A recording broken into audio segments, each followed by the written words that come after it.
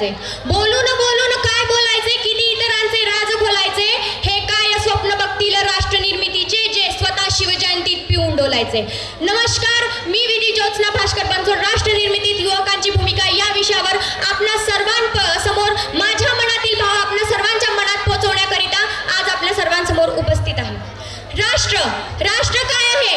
अरे भारत देश जिथे 33 कोटी देवी देवतांची पूजा केली जाते, जिथे 108 उपनिषद, 18 पुराणे, महाकाव्य रचली गेली आहे, असा आपला भारत देश आहे. आणि आपल्या भारत देशामध्ये असे थोर अनेक संत महान हुतात्मे जन्मास आले, ज्यांनी आपल्या भारतासाठी बलिदान दिला, त्याग केला, जीव दिला, ज्ञानेश्वरी रचली, स्वराज्याची नीव उभारली, महाभारत घडवून दिला, असे अनेक थोर संत जन्मास आले आणि त्यांनी सर्वांनी आपल्या भारताला काही ना काही दिलं आहे. मग इथे प्रश्न येतो, सर्वांच्या मनात प्रश्न येतो, तसाच प्रश्न माझ्या मनात सुद्धा आला आहे. यांनी आपलं देण दिलं, सर्वांनी देण दिलं, आपण काय दिलंय? आपण दिलंय तर फक्त आणि फक्त अपमान. तोही कशाचा?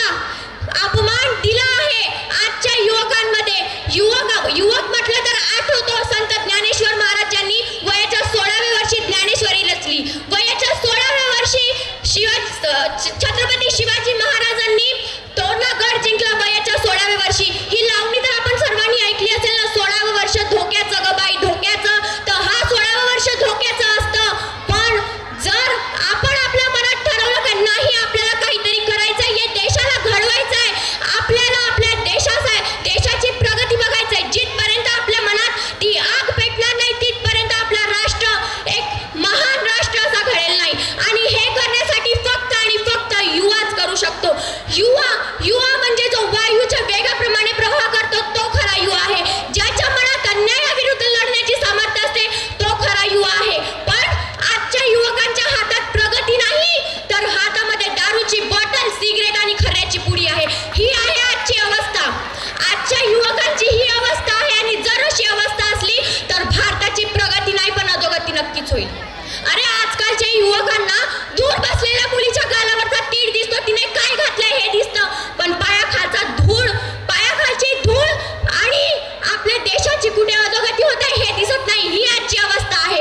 आणि जर हीच अवस्था सदैव असली तर आपला भारत डेव्हलप होण्याच्या पहिलेच खाली पडून जाईल. असं म्हणतात ना, अमेरिकाला डेव्हलप्ड कंट्री म्हणतात आणि आपल्याला डेव्हलपिंग कंट्री म्हणतात. कधी याचा फरक समजलाय का आपण? डेव्हलप्ड का म्हणतात अमेरिकाला आणि आपल्याला डेव्हलपिंग का म्हणतात? कारण आपली युवा पिढी, जिथपर्यंत युवा पिढी समोर जाणार नाही, जिथपर्यंत युवा आपल्या मनात ठमकावून म्हणणार नाही माझ्यात एवढा सामर्थ्य आहे, मी करेन, तिथपर्यंत आपल्या देशाची प्रगती होऊ शकणार नाही. अरे आजकालचे युवा आपल्या प्रियसीला म्हणतात, जेव्हा तुले पाहतो मी इज्जत होतो सारा होसबोस, जेव्हा तुले पाहत होतो मी इज्जत होतो सारा होसबोस, वाटलं होता तू येशील तर साधा राहशील, पण तूही बनवतेस तोच दाडवांगा फुसफुस. आणि हेच ऐकून मला सरांच्या ओळी आठवतात. सरांनी म्हटलं होतं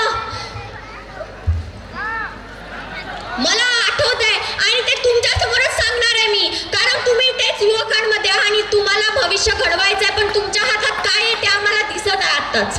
आणि भारताला घडवायचं आहे तर स्वतःमध्ये जिद्द असायला हवी. जर मी डॉक्टर होणार तर मी माझ्या देशासाठी काय करेन, जर मी इंजिनियर होणार तर मी असा कोणता गॅजेट बनवेन, अशी कोणती मशीन बनवणार ज्याच्यानी मी आपल्या भारतासाठी काहीतरी करू शकणार.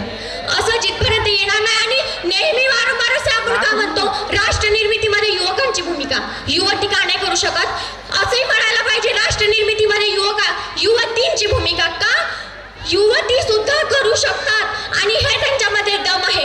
युवती जिने झाशीची महाराणी, जिने आपल्या एवढ्याशा बाळाला आपल्या पाठीवर टाकून झाशीसाठी लढली, चमकोठी 57 में वह तलवार पुरानी थी, बूंदेले हर बोलो के मुंह हमने सुनी कहानी थी, खूप लढी मर्दानी वह तो झाशी वाली राणी थी.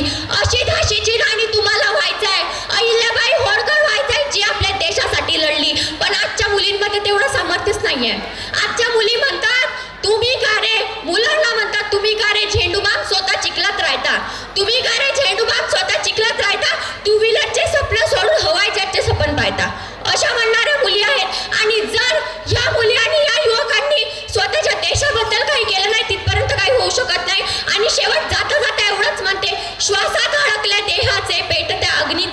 झाले.